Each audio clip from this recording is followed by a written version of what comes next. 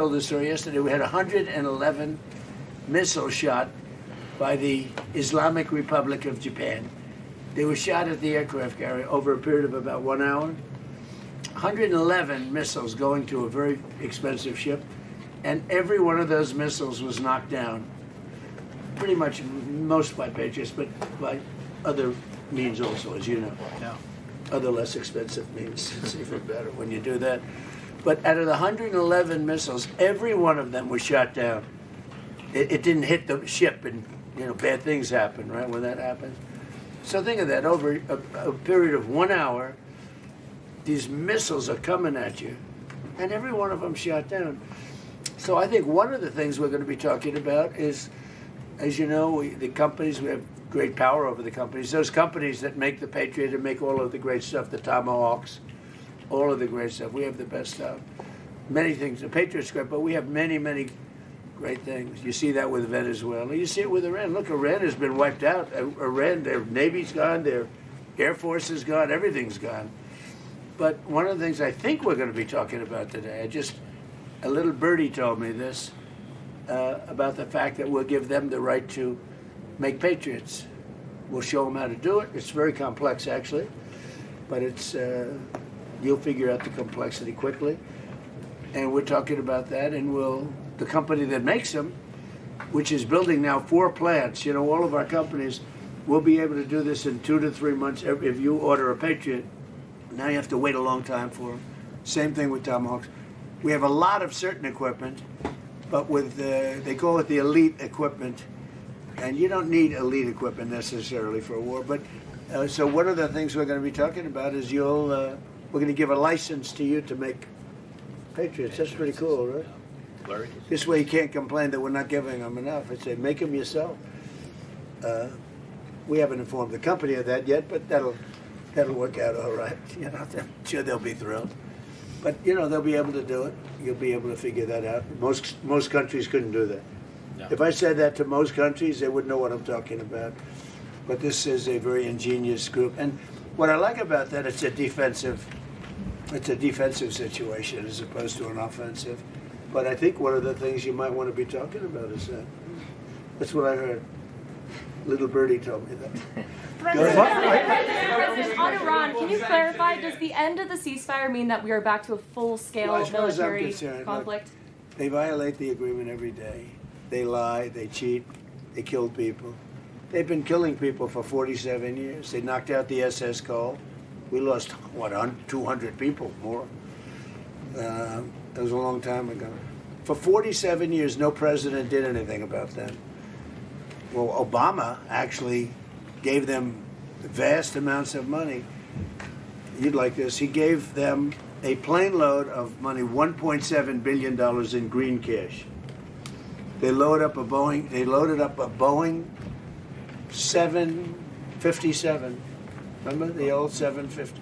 It was a beautiful plane loaded up with cash. They took all the seats out, and they took all of the cash from Virginia, Maryland, and D.C. banks. They had no money. They took every ounce of cash, put it in, flew it to Iran, and gave them the money. I wonder what these guys thought of when the door opened and cash fell out of this big plane, beautiful plane. And then on top of that, they gave them billions and billions of dollars. And by the way, they gave it to the wrong country, frankly. You want to know the truth. And it began. That was pretty much the Obama deal. That was one of the worst tragedies that happened. That's what happened in the Middle East. That deal set back that whole situation. They went with frankly, they picked the wrong country. They picked the wrong country. POC. What a terrible deal. I call it the Obama nuclear waste deal, because what he did with that deal is he caused tremendous hardship in the Middle East. It was a terrible, terrible thing to do. And we've been just the opposite. Our deal is a wall to a nuclear weapon. His deal was a road to a nuclear weapon. They'll never build a nuclear weapon under our deal, but I don't know if we're going to have a deal. We may just do it without a deal, because you know what? It's easier. Because these people, What does they that lie look like and they cheat, specifically? and you have an agreement, and they'll go outside. For instance, they agreed, well, we'll never have a nuclear weapon. They agreed. Then they go outside, they have a news conference where they leak that we never discussed the subject. Now, who would believe we never discussed the subject? Because for me, that's 99.9% of what we're doing. It's denuclearization of Iran, okay? So when you ask, our guys can continue. You know, Steve is great, and Jared, and all the guys. They know him very well. Yeah, actually, they're working on your stuff, too. I wonder which. I picked two beauties. You know what? We settled 8 wars. I got a couple of beauties here.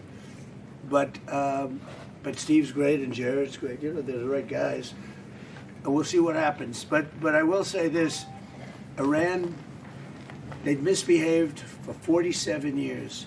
They've killed our soldiers, they've killed our people, and they've killed a lot of people all over the Middle East and elsewhere. And the roadside bomb was their preferred, you know, the preferred weapon was by Soleimani, the roadside bomb, where it would explode under a truck. We actually built trucks with floors, steel this thick. And then all they did was they made bigger bombs. And we have young guys around, not walking around because they have no legs, but their legs were blown off, their arms were blown off, their face was blown off, and they live because of modern medicine. You can do anything, but they're living like in hell. Their whole life changed because of Iran. And that was 96% of the people that used that, they were made in Iran. And so we have a score to settle too. What about the naval blockade, Mr. sir? President, you say that President Putin is ready to finish this war. What if he doesn't? Are you ready to put pressure on Russia? Are you ready to Well, we put have a more lot of sanctions? pressure. We have a lot of pressure on President Putin. You know, I don't think he likes what's going on. I don't think he's thrilled with what's happening. There's a lot of pressure on President Putin to get it done. I think there's pressure on everybody to get that one done. A lot of pressure. Mr. President, what's your security guarantee for Ukraine? The guarantee? Yes, security guarantee for The Ukraine. security guarantee you're Yeah. talking about? I mean, not that we want to do it. We'll do it to save lives. Look, Ukraine's very far away. We have an ocean separating us. What I'm doing is I'm trying to save lives. A lot of lives are being lost. I also think that it's a country with great potential. I think if this kind of brain power can go toward rebuilding the country instead of fighting a war, I think that country is going to do fantastically well.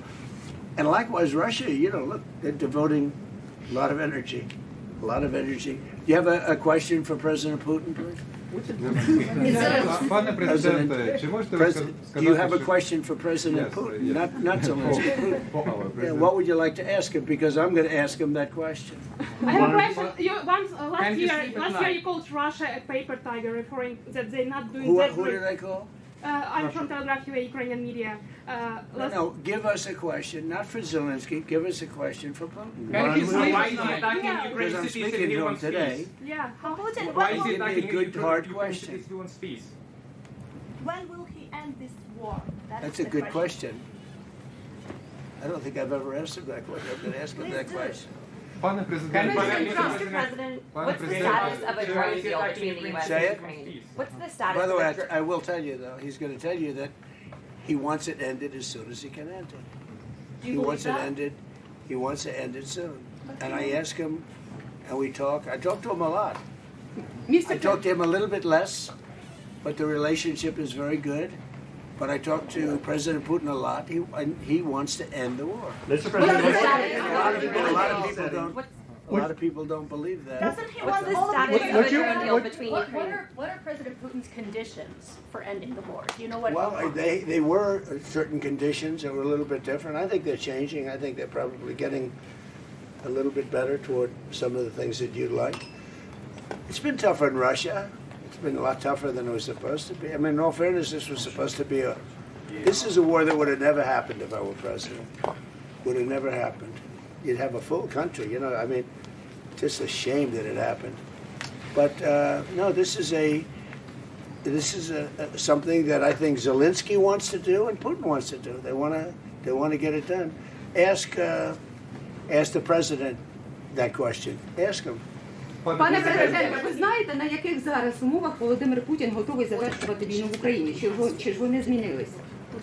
Go ahead. No, I don't know I don't know what conditions Putin now wants for this peace. So I think that they are changing in any way, because at the very beginning of full-scale war, he was stronger, and now I think he is losing initiative on the battlefield. I think his army, but that's why I think that because of technologies, because it's not the question now of number of people. People are our heroic people are very important, but now it's not the question of only number of people. First of all, people and technologies. People with technologies. Now I think that we have better steps, technological steps further than Russia, maybe quicker.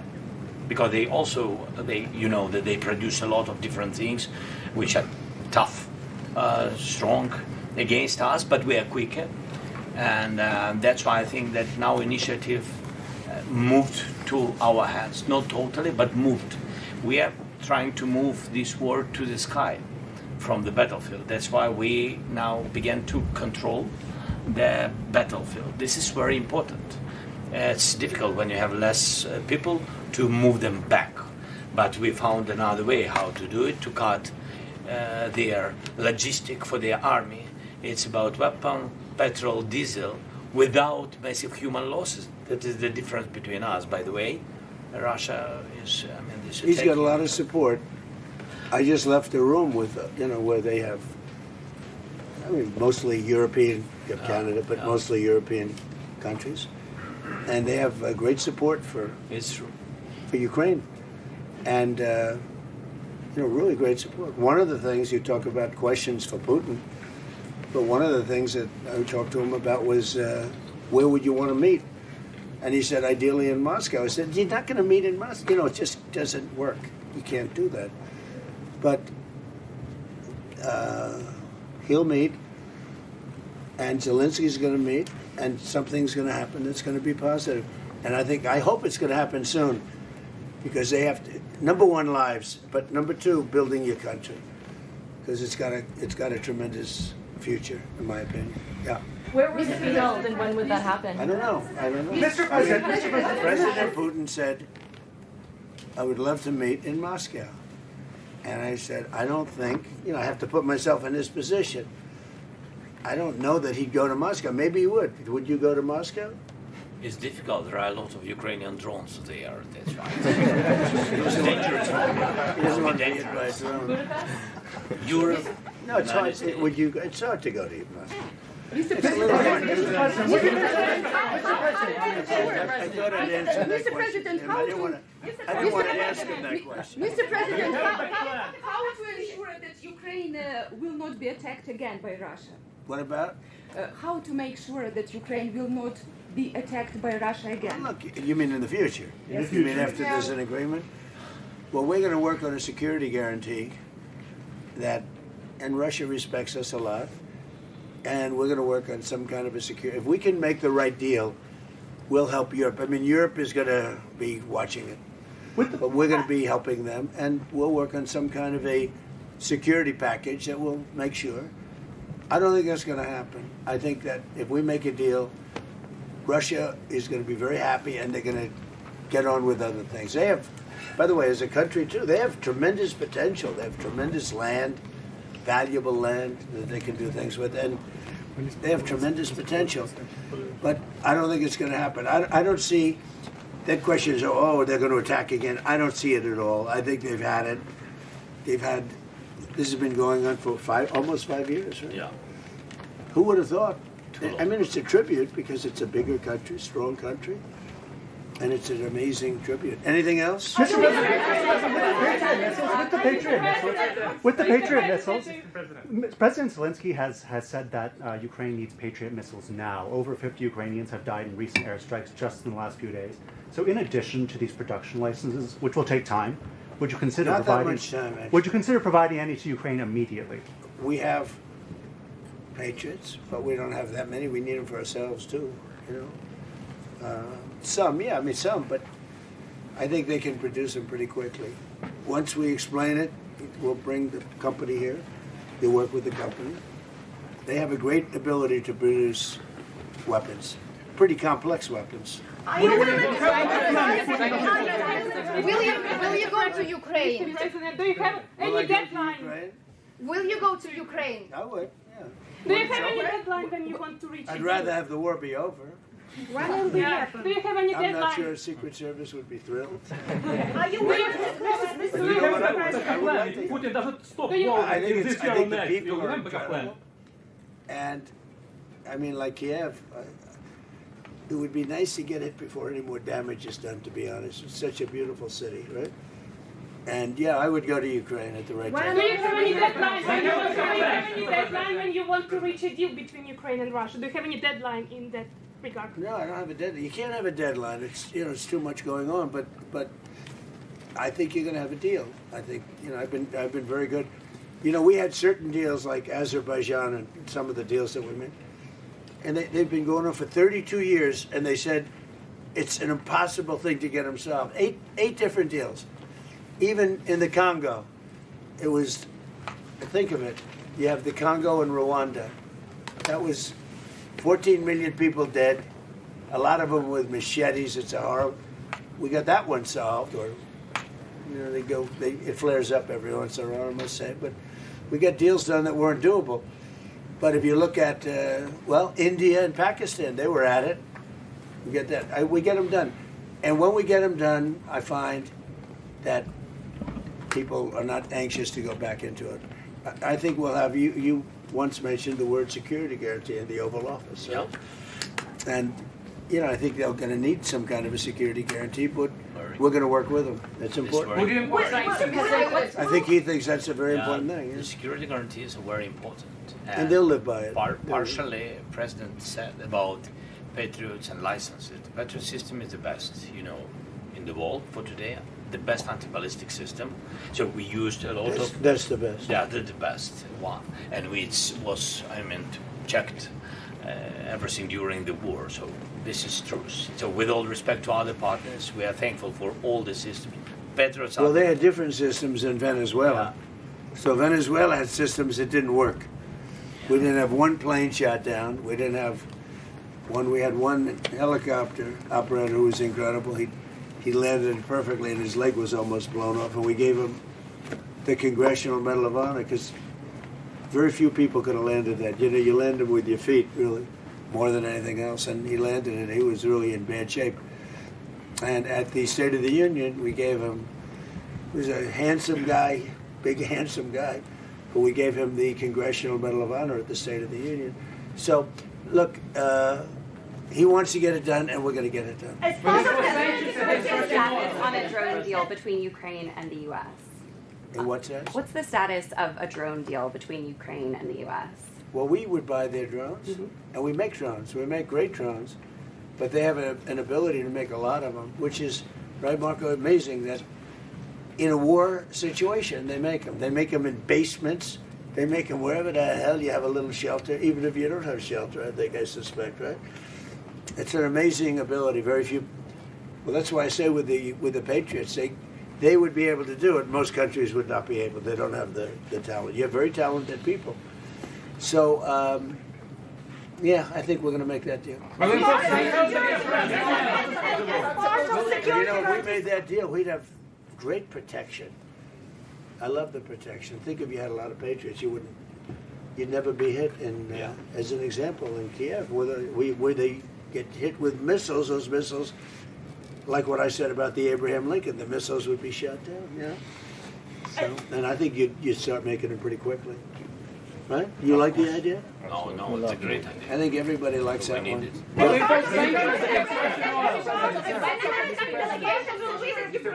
As part of security guarantees, are you ready to close the skies in case Russia attacks again? Close what? To close the skies over Ukraine in case Russia. It's been as a part of security guarantees, are you ready to impose a no-fly? If it's necessary, yeah. I mean, look, I tell you, when we have a deal, we're going to have a deal. security guarantee or no security guarantee. If we have a deal, we're going to have a deal. We're not going to have to worry about what you're saying. We're going to have a deal. I think if we come to a solution, which I think we will, we're going to have a deal. Now, we want to make sure the deal sticks. Some people don't think it will. I think it will. I'm sure it will. I'm not sure it will with Iran. If we make a deal with Iran, I'm not sure that will stick. May I ask you, Sir, what does your Because I found them to be very dishonorable people. Yeah. Are you going to reimpose the I naval don't find that blockade? with him, and I mean I don't want to upset him, but everything I've done with President Putin has been okay. It's been good. He's going to say, "Oh," but I would expect you to say that, but that's good. I don't think anything's going to be broken, and we're going to do a security guarantee in case it is. But with Iran, 47 years, this should have been done by another president a long time ago, or somebody else, another country. But they got stronger and stronger, and now they're weak. Are you going to reimpose the naval Don't blockade forget, on we Iranian knocked out ports? 159 ships in 1 week. That's good even for you, right? 159. Their entire navy is at the bottom of the sea. And now they have little boats, little tiny boats that go around. And we knocked about 28 of them out last night with the same weapon we use for the drug people. You know, drugs are down, by the way, drugs by sea are down 97%. Meaning nobody wants to get into those boats and take drugs into it. They're down 97%. And we're using the same thing for the mine boats. You know, they like to drop mines in. And we hit a lot of them last night, like 28. We knocked out 28 boats last night, little ones. That's all they have is little ones. Are you going to try to take out more tonight? Will we go tonight? You know, normally I wouldn't tell you. But you know what? There's not a thing they can do about it. So the answer is probably. President Trump. Terrible military strategy. He just said he's going tonight. Yeah. President They deserve it. President Trump, what is the effectiveness of last night's attack? What message does that send to what's left of the Iranian Which attack are you talking about? The attack that you guys had on Iran last night. The strikes last night? Oh, I think it has a tremendous impact. Well, first of all, we took out additional, you know, they were trying to rebuild their radar, and they had about 60% built. Now they have to start all over again. Look, we're not attacking at the highest level. The highest level are the bridges, which we can knock down. I would say in one day we knocked down every single bridge in Iran. There's not a thing they can do about it. Their electric manufacturing facilities, right? Their electric plants where they make their electricity there. We will, if we have to, we'll take them out. I don't want to do that, but if we have to, we'll take them out. They have desalinization plants. We'll take them out if we have to. I hate to do that. That's probably the one I would like not to do least. We attacked Cargill Island last night. We knocked out a piece. I said, don't touch the oil, because maybe we'll take over Cargill Island. You know, we may take over Cargill Island. There's not a thing they can do about it. But I said, don't hit the pipes. Just hit everything else. And they hit it. They may hit it again tonight. So, you know, as for your question, normally I'm not that way, but they really deserve it because they're saying they want to make a deal, but they don't. You know, they asked for a timeout. They wanted to go to the funeral of Khomeini, and I said, give it to them. And they start shooting missiles. I mean, it was the craziest thing. Now, we did kill him, you know, so I guess you have to look at it that way, but the funeral took place. And they wanted to have a period of time. And they also asked that we not kill them. And we said, we're not going to kill you. They were worried we'd kill them during the funeral. I mean, if you can believe it. What a crazy... Did you ever think I'd be doing this for a living? Marco? Did anybody ever think I'm doing... Maybe Pete, but this wasn't supposed to be for me. Pete loved this stuff from day one. But they said to us, please don't kill us during the funeral. I said, I won't. And we didn't do anything. In fact, we made it safe for them, actually. And what happens? They try and knock out two ships, a Saudi and I guess Kuwait, right? Kuwaiti, oh no, Qatari.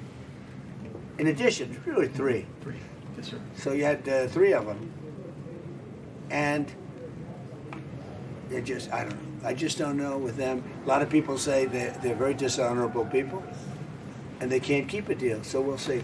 Now, as to whether or not Steve Witkoff, Jared, and JD and everybody working on that will talk, I guess they could talk, but I'm not seeing it with them. With the people. My whole life is deals. I don't see it. I don't see it with them. Well, there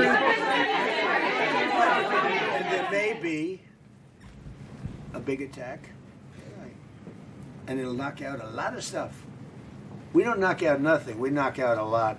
Pete, do you want to tell them about last night? Yes, sir. Last night, as you said, a lot of small craft that they were trying to harass shipping with, so that was a big part of what we targeted.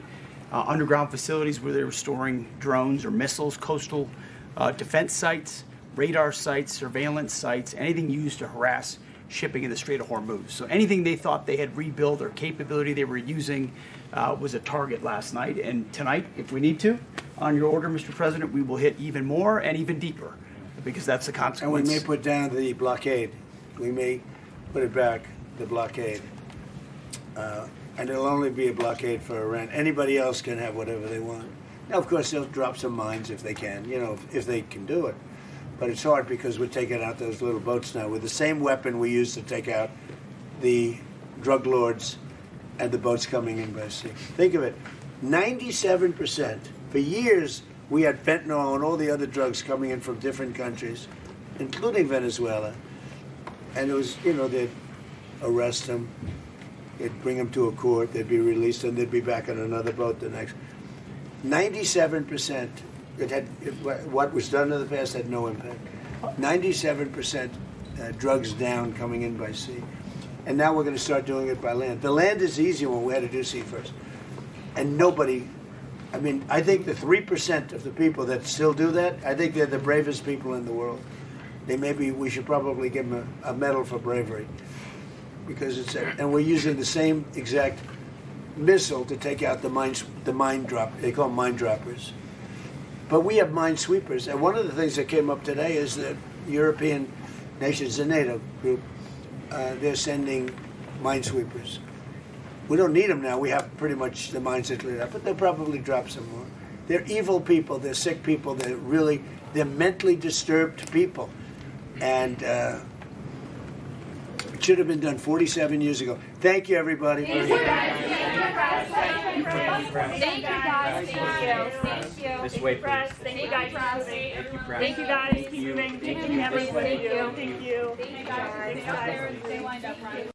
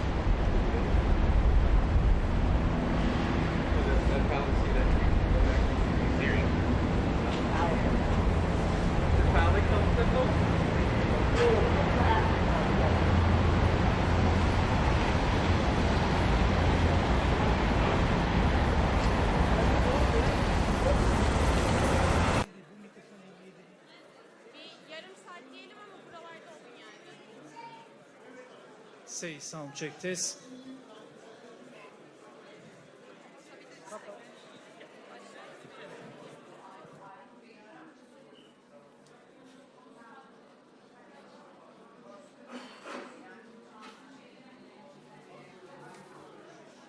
Efendim? Receiver'dan sahneye geç. Ben şu radyatörün yanına çekiyorum. Gidiyorum radyatörü açayım. Receiver nerede? Receiver... Tamam. Tamam bir dakika. Say hey Tamam bekle. Say sound check. Aç ama. Say sound check. Diğer kanala geçtin mi sen? Belki otomatik olarak yeni düşmüş olabilir. Ses kontrol test deneme. Prova 1 2 Ses deneme 1 2 3 4 5. Biraz arttırır mısın? Ses deneme 1 2 3 Say 4 sound 5. check test. Prova 1 2 3 4 5. Ses 1 2 3 4 5. Hey say sound check test. Prova 1 2 3. Bu backup zaten main'e hemen geçelim. Bekle. Say hey.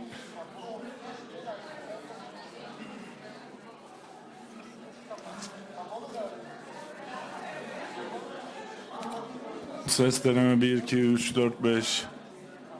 Ses 1 2 3 4. Ses 1 2 3 4 5. Ses deneme 1 2 3.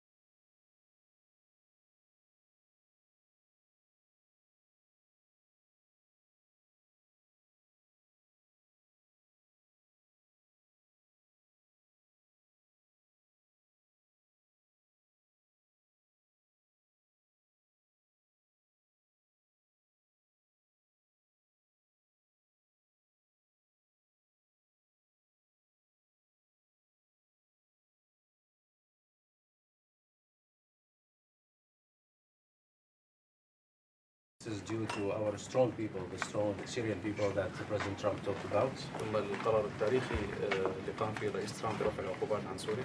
Then the historic decision that President Trump has taken by lifting the sanctions of Syria. وأيضا مساعدة كل الأصدقاء المحبين في المنطقة من تركيا من دول الخليج من كل المنطقة. As well as the help of friendly countries and the loving countries in the region, Turkey and other countries in our neighborhood. الشعب السوري يشكر جميعا الرئيس ترامب. The entire Syrian people thanks President Trump. Thank you. Thank you very much. Proud of you. You have any questions? Mr. President, are you going to remove Syria from the state sponsor of terrorism list? I think I will, yeah. I think I will. Why wouldn't I? He's done a great job. Maybe he would have brought that up in a little while. That's a good question, yeah. Any problems with that? I think we should. Yeah, I will. Do you still want Syria to help with Hezbollah in Lebanon? They could help, we'll find out. I think we're making a lot of progress. Mr. President, they could help. Mr. President, they would do a very good job. Prime Minister Netanyahu has been critical of aspects of your relationship in the last couple of days with President Erdogan of Turkey. He said that Erdogan has imperial ambitions on neighboring countries, presumably including Syria. Well, he hasn't been involved with Syria. If you think, he hasn't been involved with Israel at all, and he's left it alone. I wouldn't say he's a friend, because he's not a friend of, as you know, of Netanyahu, of Bibi. They don't get along, I think. But, for me, he's been great. Look, Turkey's been fantastic and a fantastic ally. They're also a NATO country. And Israel, no president's done as much for Israel as I have. Nobody even close. If you look at, just look at all the things with Jerusalem, all the different things that we've done. The Golan Heights, I did things, nobody has ever done anything for Israel like me. And we made tremendous progress. And we've made a lot of progress with Iran too. Wiped out their military, but they should have been done 47 years ago. And if I could, do you think that that Prime Minister Netanyahu should be re-elected? There's an election coming in Israel, or would you like to see new blood? I can tell you this: he's been a great wartime president. We worked as a prime minister. So we worked with each other very closely, and we went through a very big thing. We did a big thing together, and in my opinion, he's been a great wartime prime minister. I don't know anything about his politics. I'm not sure. I would think he should be popular because he did a very good job. We had and have a very good relationship. But he was a great wartime prime minister. President Trump said, If you had other prime ministers, you know what? There wouldn't be in Israel right now. You know that? There wouldn't be. It would have been blown to pieces by Iran.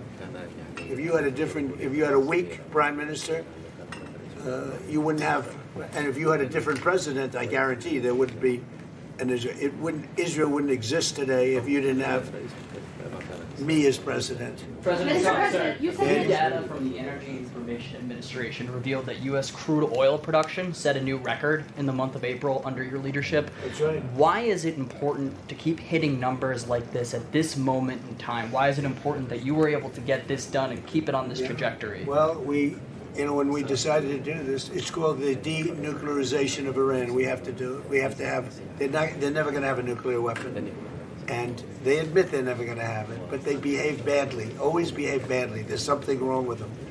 But when we did this, we thought oil would go much higher, and it didn't go very high. And now it's coming way down, and you're going to see oil drop very low. Now maybe we'll do some other things that could lift it a little bit, but I don't think it's going to lift it a lot at all. I think oil is coming down. There's tremendous amounts of oil. Scott, what would you say about that? Yes, so record production under President Trump in his first term. Now in his second term, the U.S. is an energy superpower. It's why we weathered the conflict better than anyone else. And just this weekend, Bloomberg wrote that there is an oil glut out there, and we think that safe, secure American oil maybe even should trade at a premium to the rest of the world.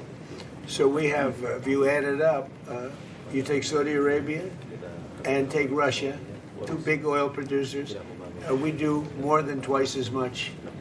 We do more than, so think of it, Saudi Arabia, Russia put together, we do more oil, and that's not including Venezuela.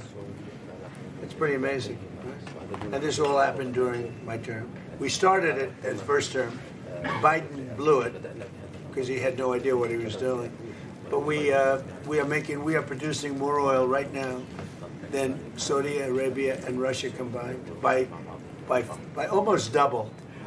Okay, any other questions? Mr. President. Yes. Yes, ma'am. You said that dealing with the Iranians is a waste of time. How do you plan to get the nuclear material and the nuclear assurances that you want? Well, we've already got the nuclear material because it's so far underground, nobody's going to be able to get it except us because we have the equipment that can get it. But I call it the nuclear dust. The nuclear material is so far down underneath a mountain, and now that's been determined, that it would take massive machinery that we have that no other country has. Mr. They President, can't get so it. you have no plans to go in, boots on the ground? Why would I go in now? I'd go in when they're completely either eliminated or whatever happened, or an agreement's made. Mr. President, Yes. if you cut off trade with Spain, does that mean that you're going to have to renegotiate a trade agreement with the EU? With who? With the EU, any past trade agreements you already have? We're going to see what happens with the EU. You know, they've treated us very badly for years, and they took advantages. Look, we're very close to those countries, right? And to everybody in the EU. The problem is they took advantage of the United States for years. It's like him. They took advantage of Syria. He's bringing it back. And I'm bringing the United States back. We have the greatest economy we've ever had. We have the biggest investment.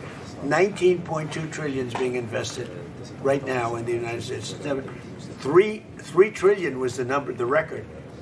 Under Biden and under the past administration, they had less than $1 trillion for 4 years. We have 19.2 trillion in 12 months. Think of that. We have the largest amount of money being invested in a country in history. Pretty amazing. 19.2 trillion with a T. So, and they're building factories all over the country. I think yesterday Toyota announced they're leaving Mexico. And they're coming, I'm not that Mexico's thrilled about it, but they're leaving Mexico and they're coming to the United States to build what will be, I believe, the largest automobile plant either in the world or at least in this country. Mr. President, on oil prices Quick today. domestic question. You announced on Truth Social a couple days ago that Walmart was cutting the price for ground beef by 15%. How big of a deal is that for American customers this summer? So Walmart has agreed to cut their prices very substantially because things are going down. We're getting it down. We inherited very high prices. We inherited the highest prices in the history of our country, or 48 years to be exact, but I don't believe that. I think it's in history. So under Biden, they had tremendous inflation. Under the Democrats, we had tremendous inflation, record-setting inflation. And now, inflation is way down. Everything is great.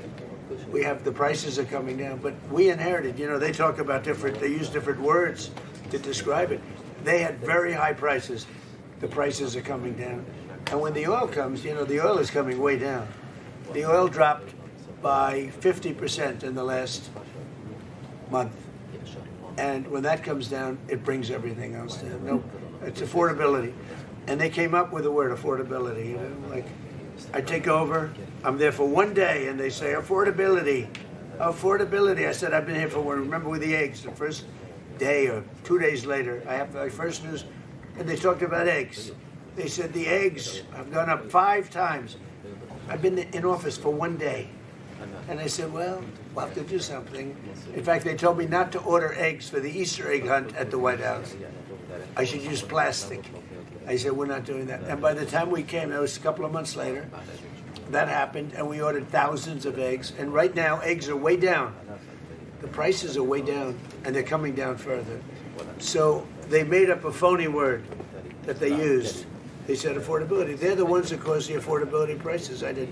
But I brought it down. And the oil is coming down very big. Mr. President, Brent crude is up slightly today on the announcement bit, that because we hit them. Anytime we hit them, it goes up a little bit, $2. Is that what you mean? Is that what you meant when you said that we might see oil prices lift a little in response A little to? bit, yeah, $2, very little. It's down from, let's say, $135 down to $69. It's dropping, and everything else drops.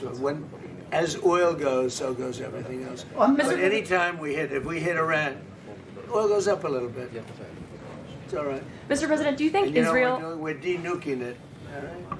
We're de-nuking Iran. They're not going to have a nuclear weapon. All right, one more question. Sir, do you think Israel should withdraw troops from southern Lebanon? Well, I talked to Bibi about that. Yeah, I think they're going to. I think they want to. I don't think it's a question of me. I think it's a question they want to. And they're getting along with Lebanon. They're signing deals with Lebanon. First time ever. Marco, talk about that if you'd like. Yeah, we have an agreement that, and it calls, that's the goal at the end. Obviously, Israel's concerned about their security. But the president did a great job bringing those two countries together for the first time It's a big thing. First time in many years, right? So we have a deal with Israel and Lebanon. And yeah, they'll leave. And I think it's going to work out very well. But we're here for this because Syria has turned around as fast as I've ever seen. Well, actually, I turned the United States around very fast, too. I inherited from a man who was not smart, not a smart person. We inherited from the man where they were running this country so badly with the open borders. Think of it, 25 million people allowed into our country. And that includes 11,888 murderers, most of whom murdered more than one person, okay? We got most of them out, or we have them in jail, and we've done a great job. Washington, D.C. now is considered one of the safest cities in the country. If he came to Washington, D.C. a year and a half ago, he'd fear for his life, even though he never feared for his life before, because it was very dangerous. But somehow his territory might have even been a little more dangerous. I joke because, you know, he comes from a rough environment. Would you say that's right, Tom Barrett? It's sort of funny to think. I don't think he'd be too concerned with Washington a year and a half.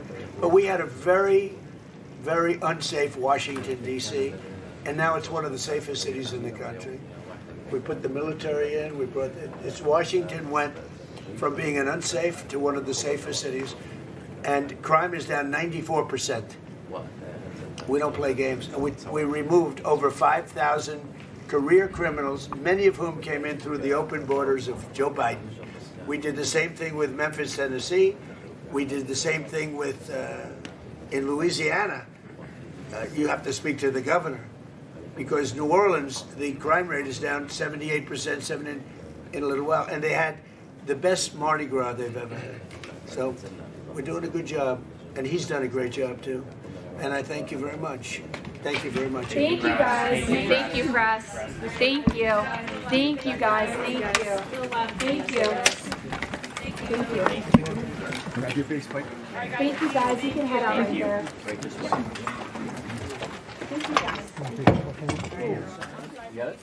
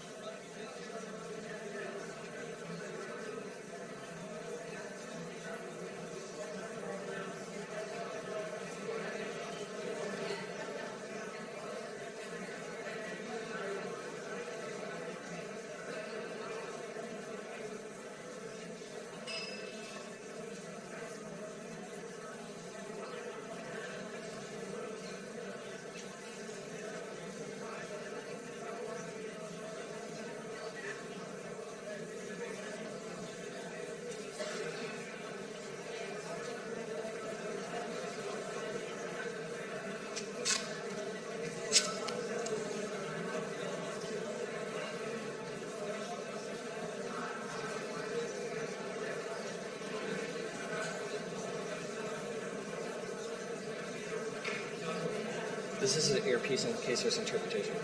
I honestly have no idea. Ask. Where's Walker?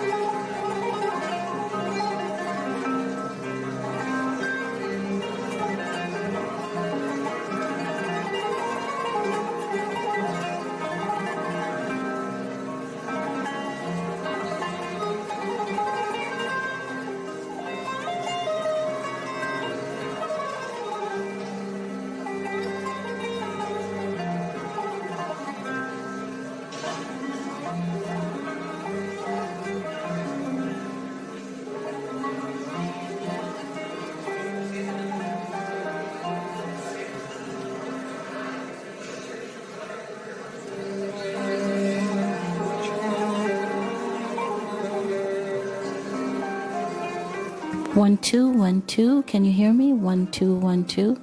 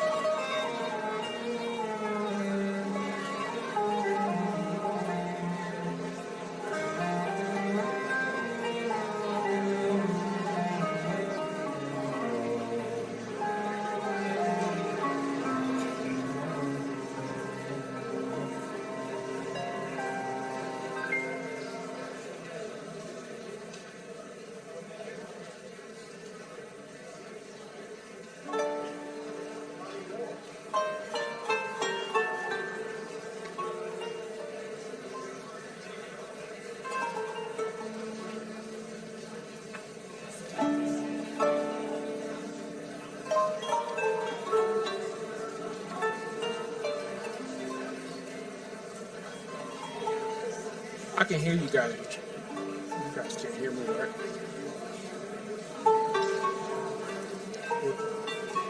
Was I just on the mic?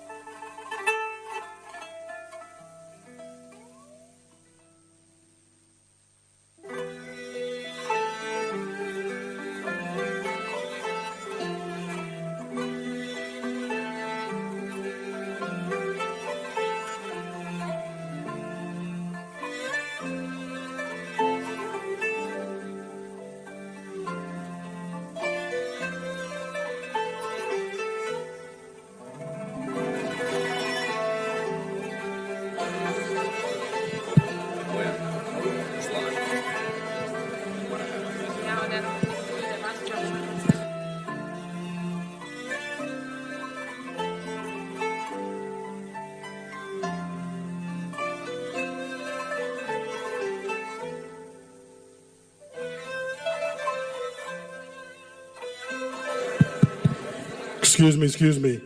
If you're sitting on the stairs, you have to be close to the wall. You cannot sit on the stairs. You need to be standing close to the wall. We need to have an area clear for ingress and egress on both sides, please. If you're sitting on the stairs, you need to be close to the wall on both sides, please. Thank you.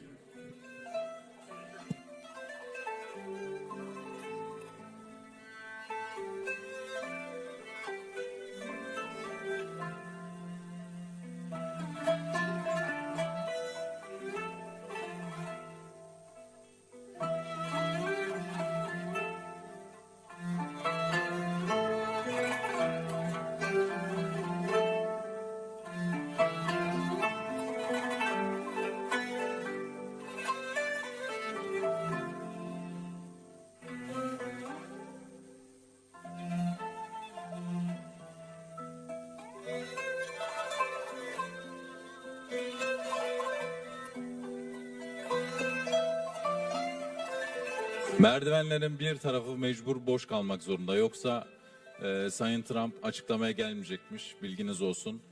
Bir kanadını muhakkak boş bırakmamız lazım. Sağlı sollu.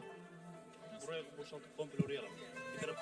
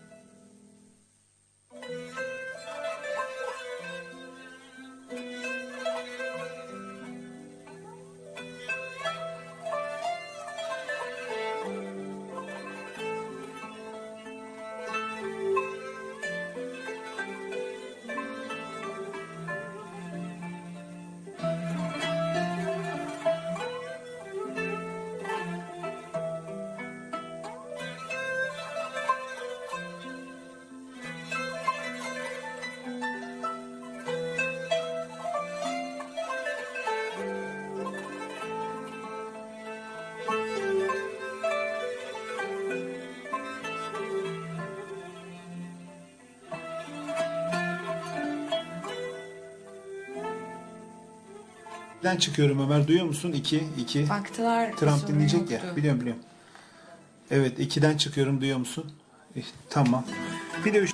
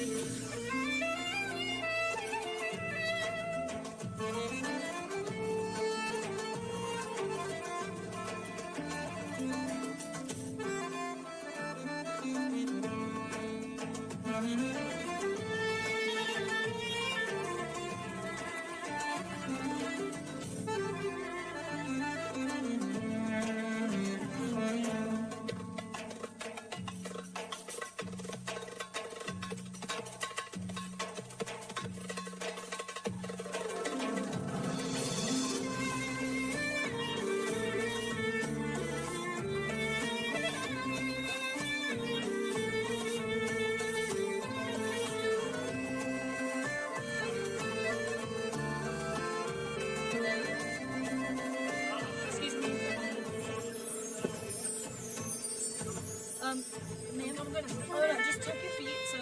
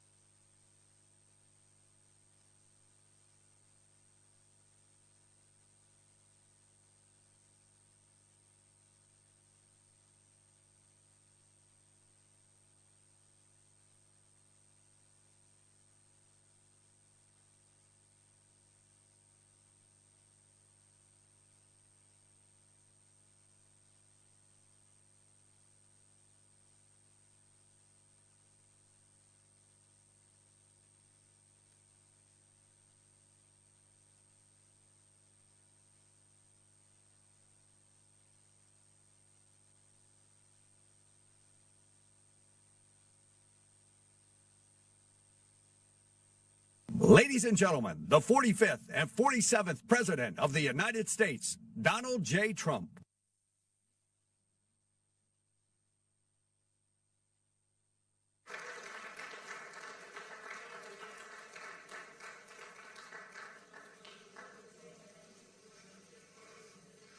That's a lot of press. Wow. Well, it's important stuff. And you know, our team out here, they've all become stars, superstars actually. But we want to thank you very much. We've had a tremendous time and I think a great success. And we just concluded a very successful NATO Summit here in Turkey. And I want to thank President Erdogan, who's really a great man. He's a great leader. He's a friend of mine, been a friend of mine for a long time. He's a strong person, a very strong personality, and that's why he runs such a successful and good country, and really a great, I would say, a great country. Militarily, he's very powerful. People leave him alone, but he's really done a fantastic job. And from the moment we got off the plane, you look at the airports were beautiful. They built a new terminal for our arrival. Everything was beautiful. And so I just want to thank President Erdogan, who's done a fantastic job in Turkey. And I also want to thank NATO Secretary General Mark Rutte. Mark is an extraordinary person, smart, great leader. It's not easy leading so many leaders like that. You get a lot of leaders and they're strong personalities, every one of them. And Mark does an unbelievable job. Couldn't find anybody better. I just want to say there was tremendous love in that room. The press got to see the sitting, but they didn't get to see the speaking. And I actually said, it's too bad the press couldn't see this, because every one of them spoke for a little while, and I spoke for a little while. And it's a lot of speeches. We kept it short, but it's too bad the press couldn't have seen what we were doing in that room, because it was very smart people, and they have a lot of good in their heart, not evil, good. And they're doing a great job for their country. The world is doing well. We have, as you know, the oil is down. We'll see whether or not we keep it down. We should keep it down. We're doing things that should have been done 47 years ago with Iran. And I just want to say that throughout my first term and over the past 18 months, the United States has led a historic effort to dramatically increase the defense spending and to have equipment that no other country in the world has. When you look at Venezuela, when you look at Iran, essentially demolished their military in a couple of weeks. They had a good military, they had a good Navy, they had 159 ships, everyone's at the bottom of the sea. They had hundreds of airplanes, they're all gone. They're all lying burned up on the runways. They were totally decimated. Their radar's gone. Everything's gone. Their leaders are gone, frankly. And their combat capability is pretty low. They have a small percentage of missiles left. They have some of the missile launchers left, call them launching pads, but most of that's been destroyed too. So we have the strongest military in the world by far. Not even close. Everybody admits it. Last year's summit in the Netherlands was great also, and we achieved an unprecedented agreement to increase the annual defense spending, and it's the benchmark, raising it from 2% to 5% of GDP, which everybody said was impossible. And now they're all thanking me, and most of the countries have agreed to it. We have a couple of that didn't, but I have a feeling they're going to, and pretty quickly. In fact, today they were very positive. One of them in particular was, I didn't think, a good team player. Today was a great team player. As all of the leaders understand very well, the United States remains by far the largest contributor to NATO, monetarily and maybe otherwise, and the strongest military anywhere in the world. And they respect us as a country. Again, they didn't respect us 2 years ago.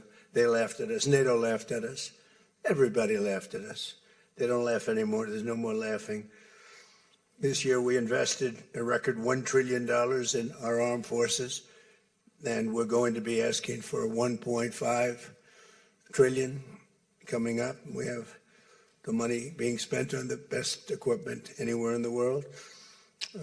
In the working session this morning, we discussed the progress other members are making toward the 5% target, and they're making great progress. Many of these countries are very rich, by the way. We don't have to feel sorry for them. But it doesn't mean they're properly protected. There's a big difference. Some have truly answered the call, and others are making big changes and will be answering the call. I think I can say in all cases they're going to be answering the call. And we'll be taking in over $1 trillion a year toward defense. And that's a tremendous amount of money. It's a big up. They were at 2%. They were actually at 1%. I got them to 2%. Then I wanted to get them to 5%. And we got up to 5% the last time. And they're, you know, just again, if you could have seen the respect and the love in the room, and it's love really for the country, for our country. I don't want to say me because you'll say, oh, he's so conceited. He's such a conceited person. But they do. I mean, you know, they like the job I'm doing. They said, we love you. These are grown people saying that. Isn't that nice? Maybe, I don't know, maybe they're trying to get to me. And in a way they did, because there was tremendous unity in that room.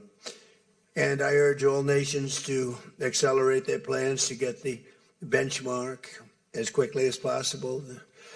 The benchmark is going to be that 5% number. That's the number it should have been for years.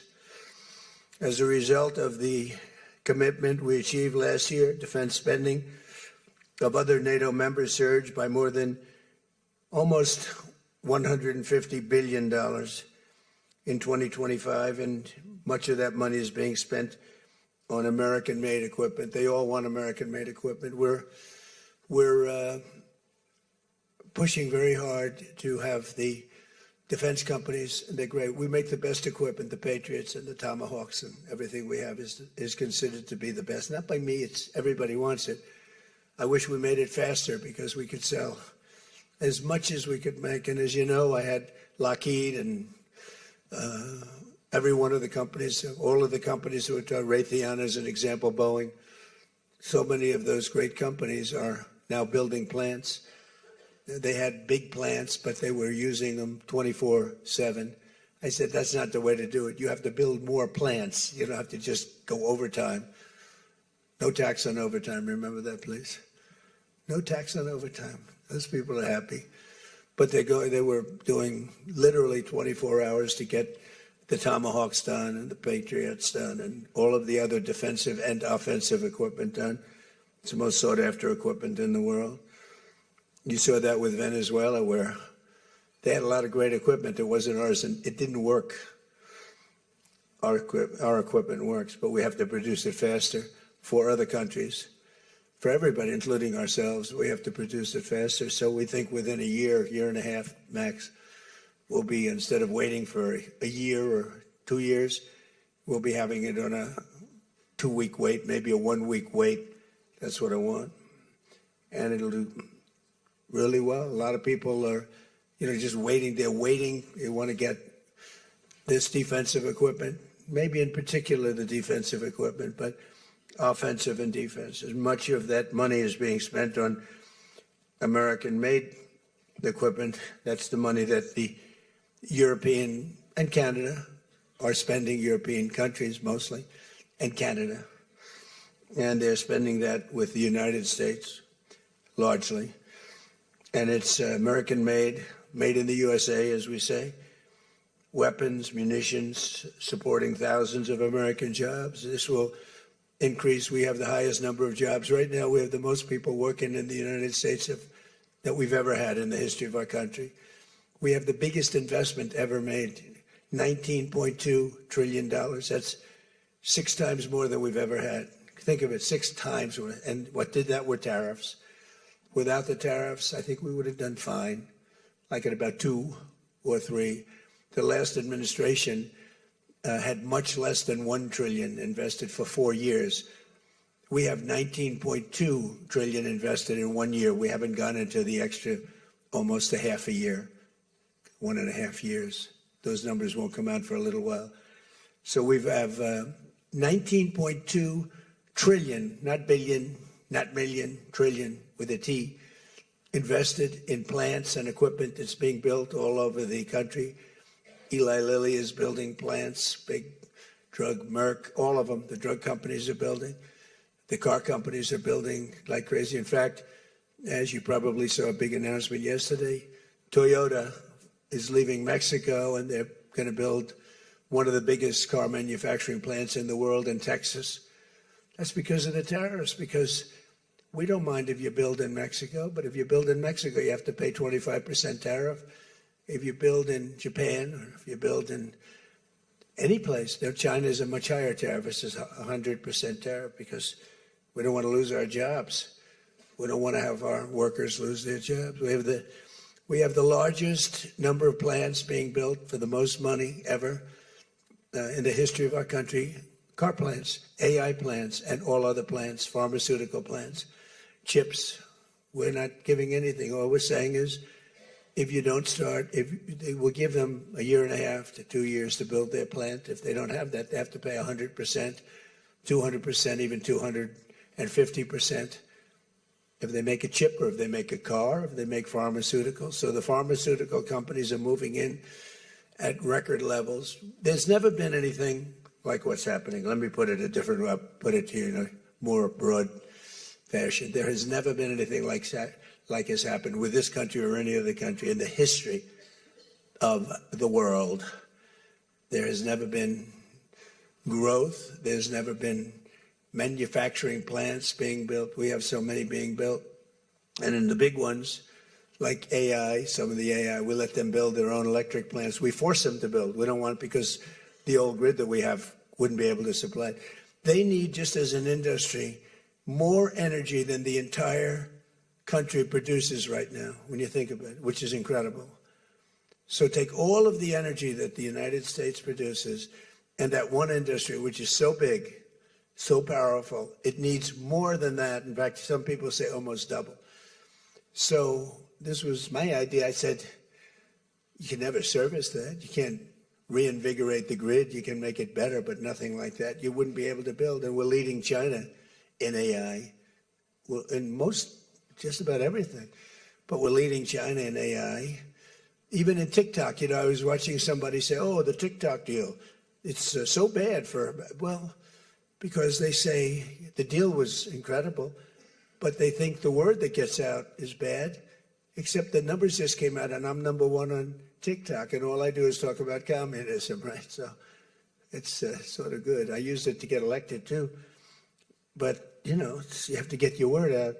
But the numbers came out just a little while ago, and I was #1, some ridiculous number. I never heard of numbers like that, but #1.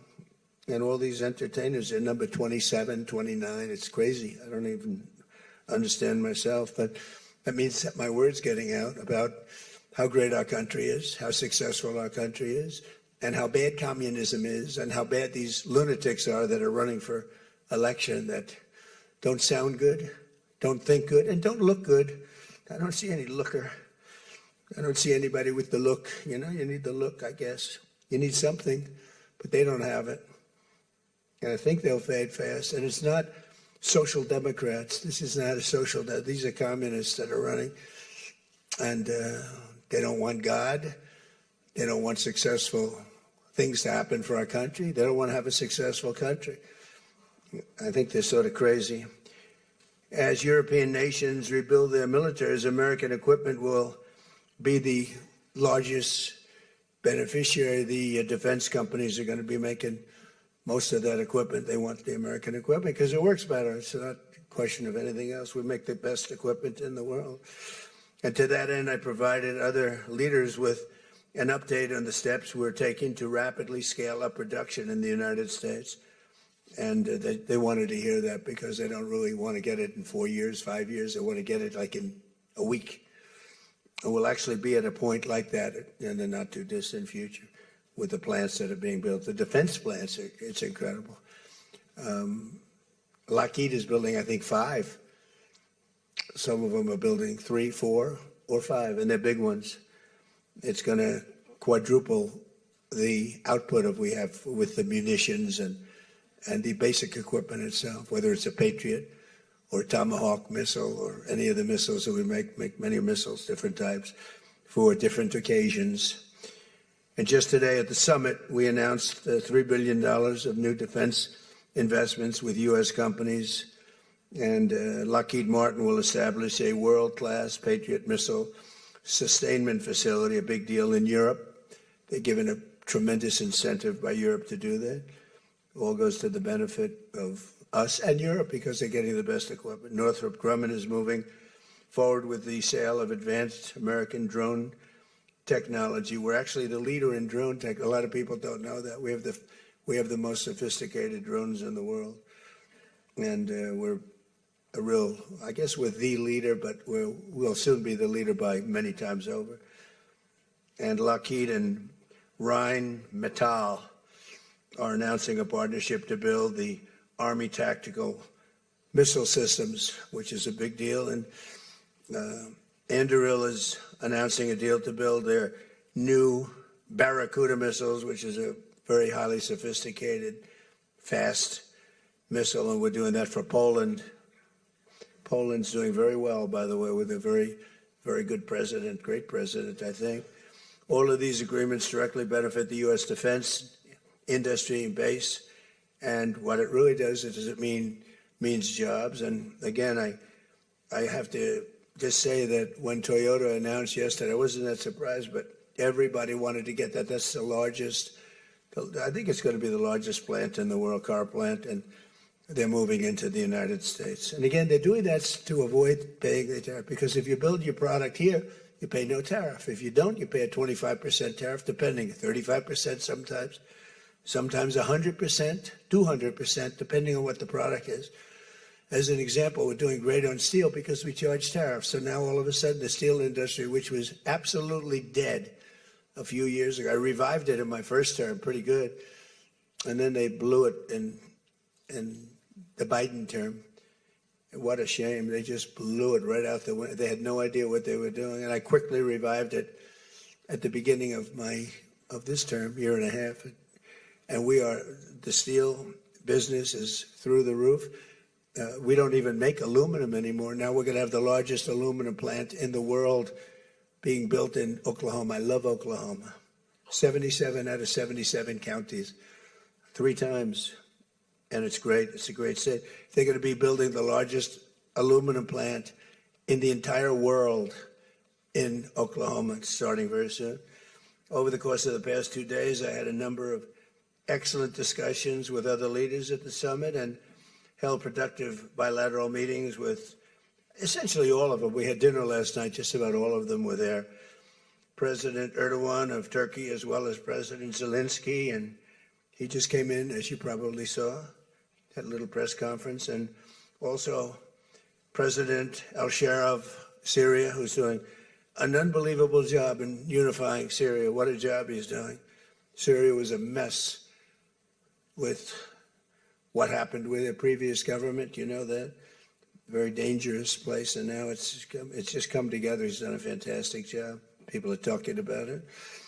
In every conversation, it was clear that America is back, and we're stronger and bigger and better than ever before. We have more jobs, as I said, than ever before, and we're respected again like maybe never before. We are so respected as a country. That's why I wish I told the Secretary General, Mark, I said, it's too bad the press could not see what's happening in this room. You saw the big round circle with all of the leaders of all of those countries. And I don't know, I think they should allow it. The theory is that they won't be speaking quite as freely and it won't be quite as good, but who knows? It was amazing, actually. The unity in that room was incredible. Really a love. It was sort of pretty wild. There was a love in that room that was great. So this was a tremendously successful summit. And again, I want to thank President Erdogan, Turkey, and President, so many of the presidents, prime ministers. They were all here from NATO, the NATO countries. And in particular, we have to thank the Secretary General Mark Rutte for doing a fantastic job. He really put on a tremendous, his was just something, he's a unifier. He's a tremendous unifier. So I could take a few questions. We've done a few of these already today, so I don't think we should take too many. I don't think we should take, right? So we're going to keep it a little bit short, and I know a lot of you are going home. Some are going with me. So go ahead, please. Sir, yes. Yes. No. The gentleman right here. The very tall gentleman who's very insecure. He doesn't want to ask the question. He's a handsome guy, but he's very insecure. Go ahead. Do you want to shout it out? Give him a mic. How about giving him a mic? You shout it out.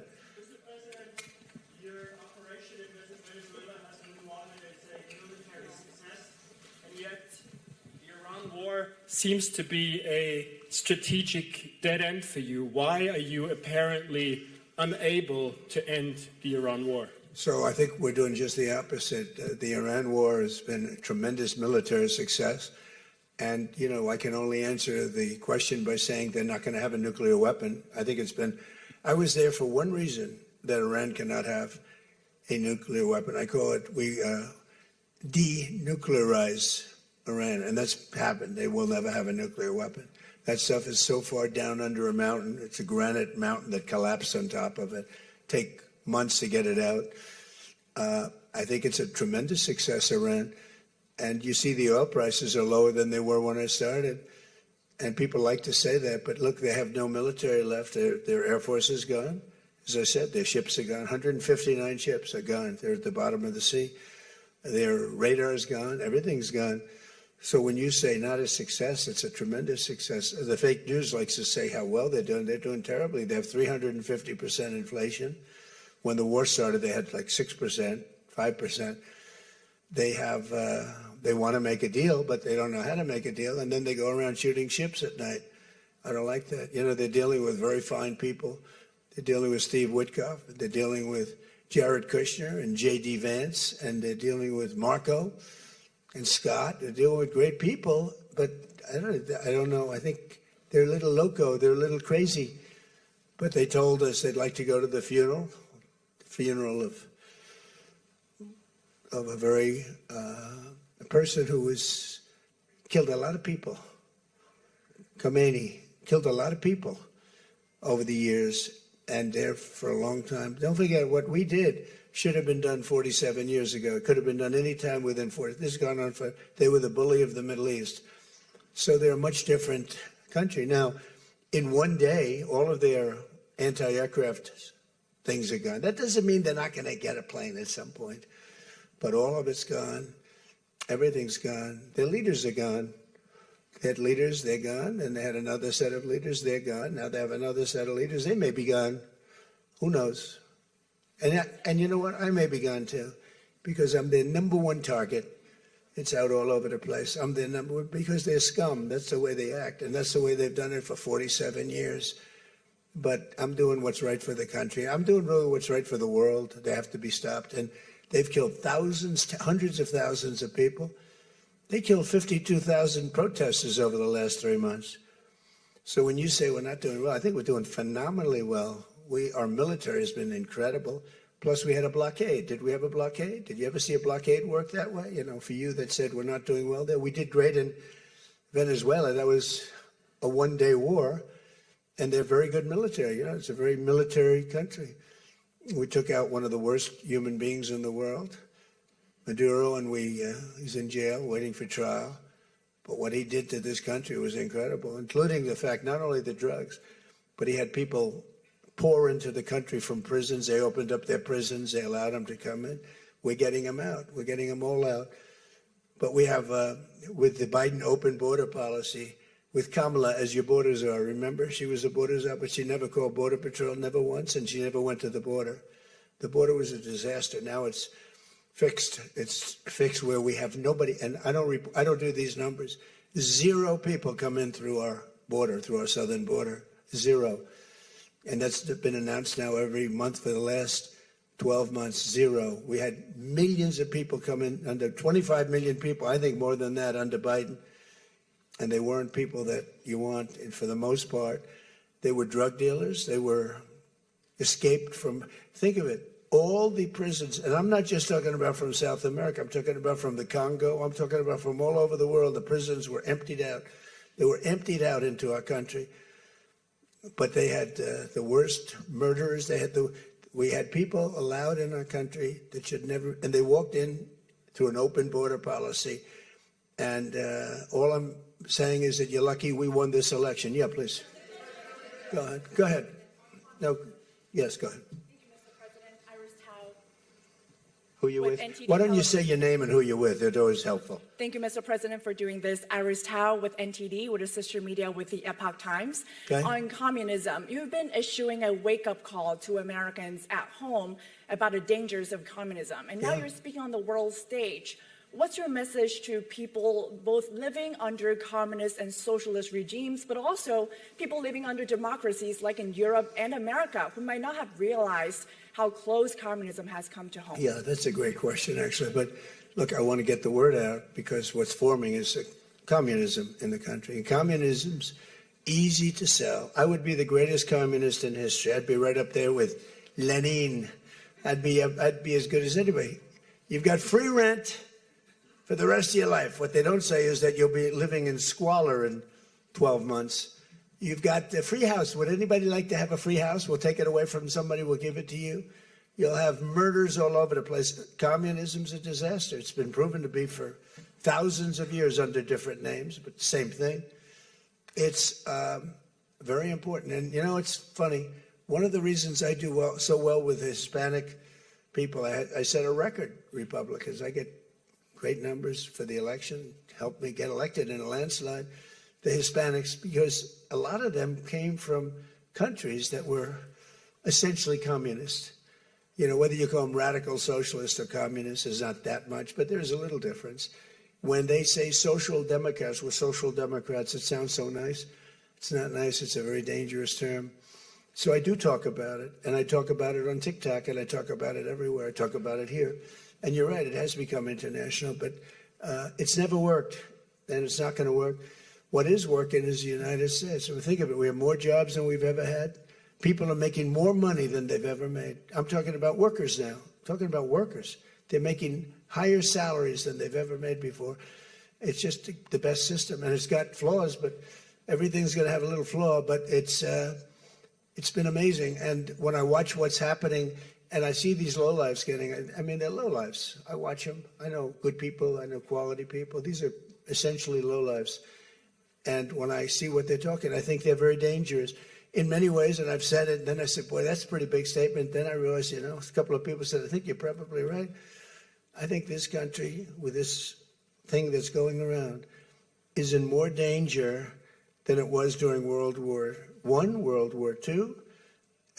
If you talk about September 11th, if you talk about Pearl Harbor, that was big danger. I think the concept of us going communist, because one thing that happens when you go communist, you never come back, never comes back. You die in squalor. You die a horrible death. You die in squalor, and it gets very evil and very nasty. Yeah, please go ahead. Mr. President, Tyler Pager with the New York Times. Last month you said Iranian leaders were very rational people, nice people to deal with, strong people, smart people. Today you said they were scum, sick people, and being led by sick people. What changed, and do you think... I got to know them. So I've said that about a lot.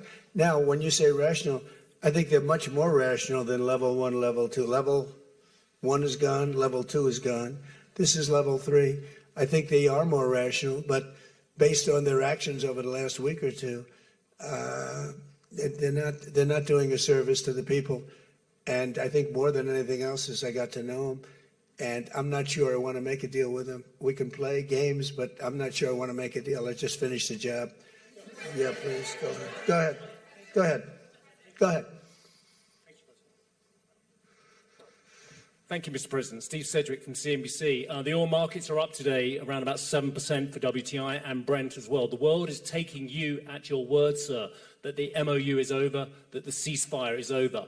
What happens next, sir? Are we on the cusp of a full-scale return to full conflict? Well, I'll tell you what happens next. we're never going to see Iran have a nuclear weapon, because that's much more important than the numbers you're talking about. The prices of oil are dropping like a rock. Now they'll be up a little bit, and this will end very quickly. We have an oil glut right now because we got all those boats out of the strait, and it's going to drop, and I've predicted everything. I've been right about everything, and I have been for a long time. That's how I got to be president 3 times. That's how I won 3 elections. I did very well in the second one, won it. It was a rigged election, but I've been right, and oil's coming down. Now, I have to make sure of one thing, that we don't have lunatics having control over nuclear weapons.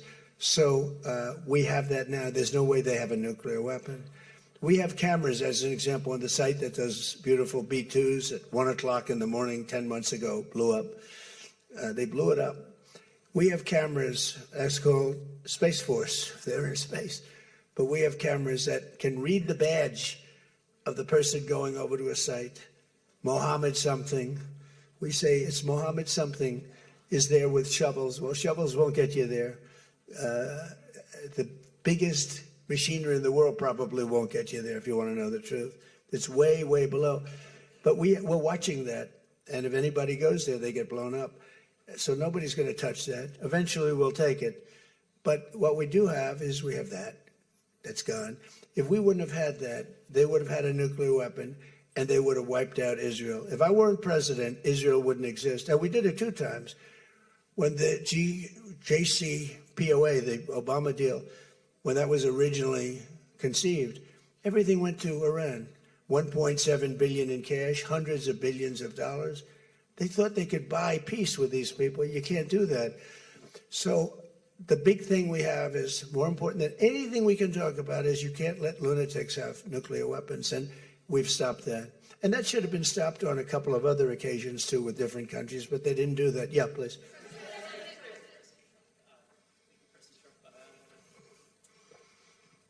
Stephen Nelson from the New York Post.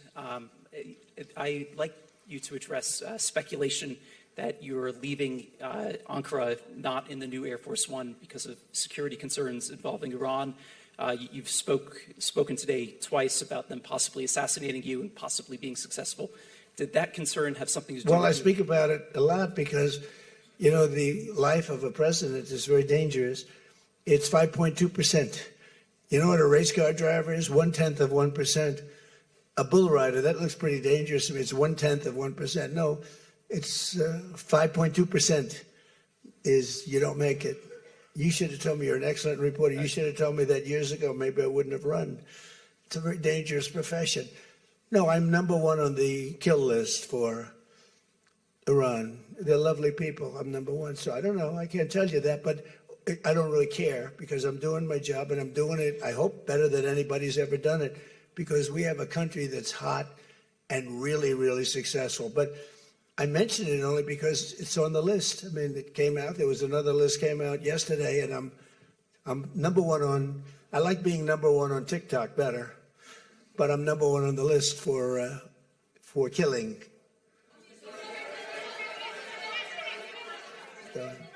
Go ahead. Hey, Sean McCreesh, New York Times. But why aren't you flying the new plane home? Say what? Why aren't you flying on the new Air Force One home? It's flying to Europe, to one of the big bases, 2 or 3 of the big bases, where we can show it to the people.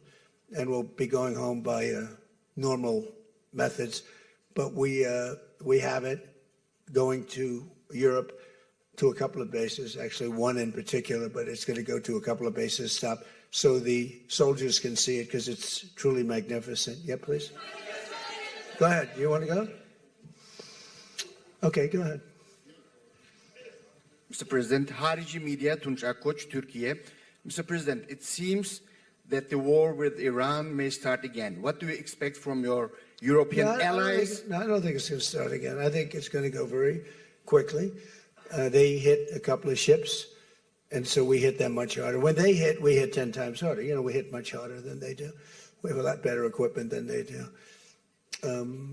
We may even, somebody asked before, do you think you'll hit them tonight? I said, we might. Yeah, we might. But when they hit, we hit. You know, it's what we use their language. We speak their language. No, I don't think so. I think anything that happens is going to be over very quickly. and will only make it safer, including for oil. Oil is going to be very free, very easy, and it's going to happen very fast. We have the Hormuz Strait, the boats have pulled out. I mean, there's a gusher of oil right now. We have a lot of oil. And no, anything that happens is going to happen very fast. We're not looking for long term. Okay. Go ahead, Red. With MS Now, you said today that countries. You're with who? MS Now. MS Now. That's a failing network. Why would you want to work for them? MS Now. Can you imagine?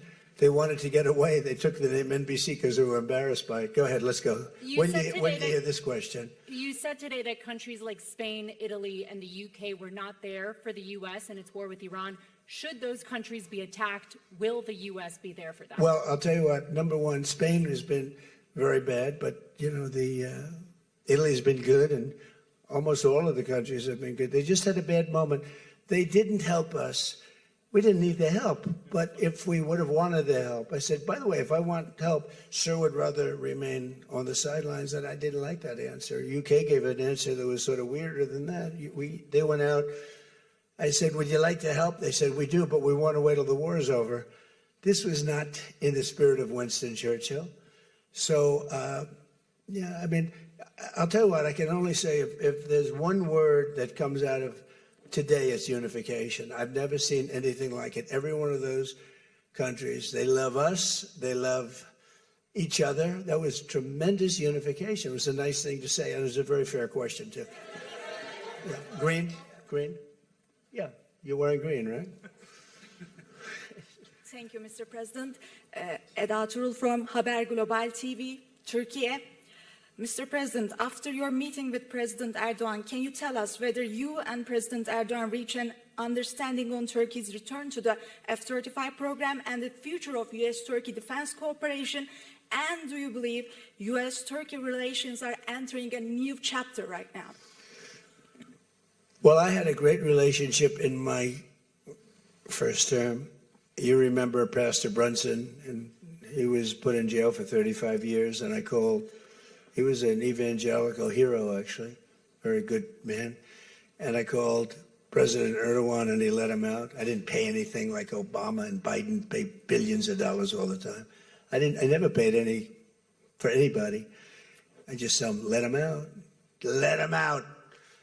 But in this case, I didn't say it the second way. I said it the first way. I said, look, he's a good man. He's highly respected in the evangelical, and I'd like you to let him out. And he was in my office, in the Oval Office the following day, Pastor Brunson.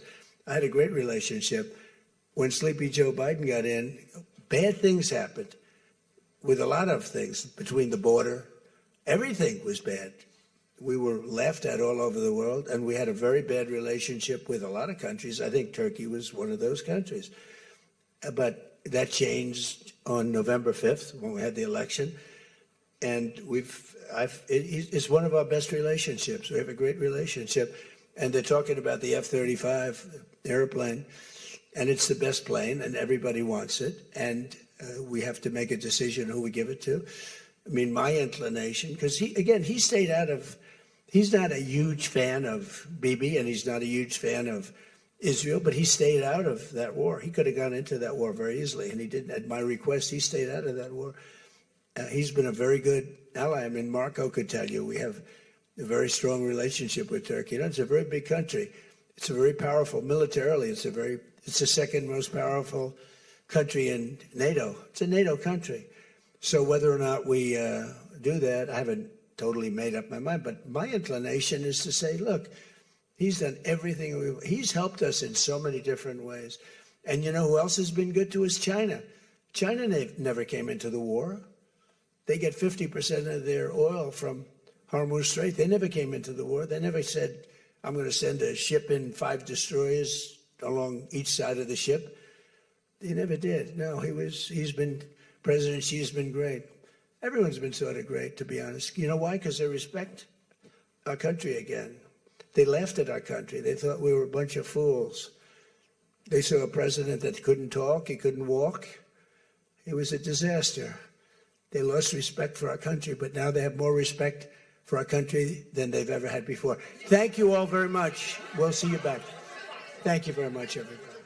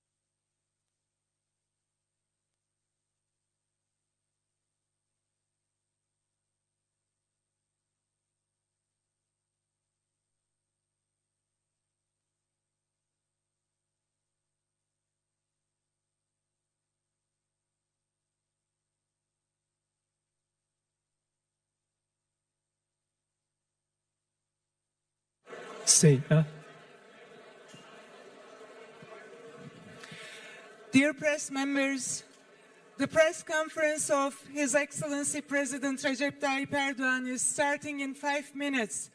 So please remain in your seats. Please kindly remain in your seats. Thank you very much.